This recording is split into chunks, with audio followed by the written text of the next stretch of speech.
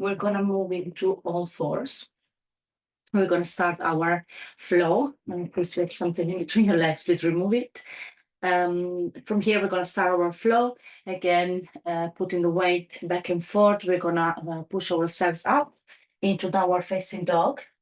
And here we just pedal a little bit, find our strength, wave yes and no, move your head.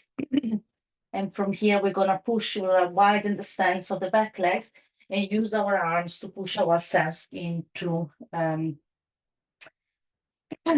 deep squat.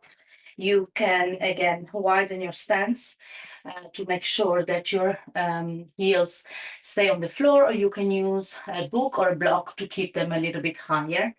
And from here, pushing with our arms onto chair's pose and stand it up. With our out breath, we push the air down, and we go back, find ourselves into Tadasana standing.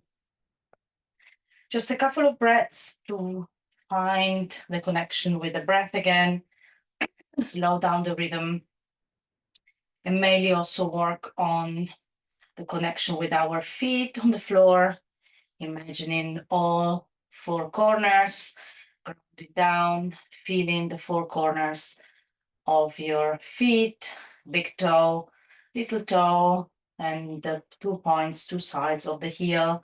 Drop our hands down, we breathe in, we come up, we rise, and elongate ourselves. We breathe out, we bend, we put our hands on our feet back into chair's pose, and from here we walk forward into downward facing dog. We lift the right leg up, bring it in between our hands, and for here we drop down into low lunge, use our strength of our arms to come up, and we tiptoe the foot. Sorry if you cannot see, I'm just going to go back so you can see. We tiptoe the foot out so that now you are a little bit wider, and we're working again on the hips. We drop our hands on the floor and we just move back and forth, back and forth. The back here, the back toes are tucked in. And then from here, we can see if we can expand this into a circle. Just make it very small. If it's the first time you practice this, again, you can use some blocks under your arm, under your hands as well. Use the fist if you want to protect a little bit your wrists.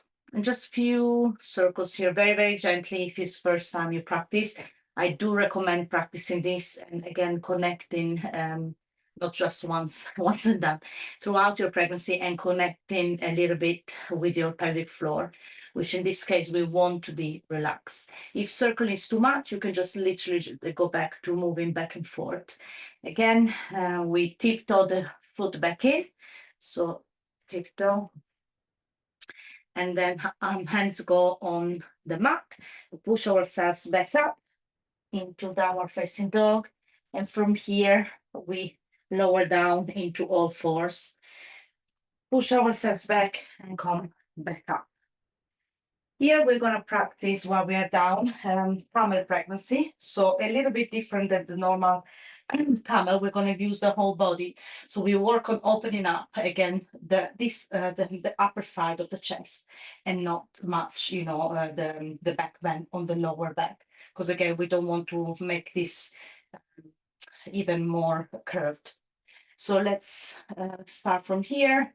We bring our shoulders closer to our ears, and then we relax them on the out breath. And then we're just going to lean back with whole body until we reach for our heels. So in this case, we're going to lean back with the whole of the body and then come back up.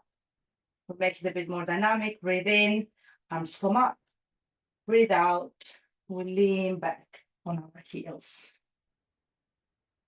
Breathe in, we come back. Breathe out, breathe in, arms go up. Breathe out, they go down to reach our heels. And then back up.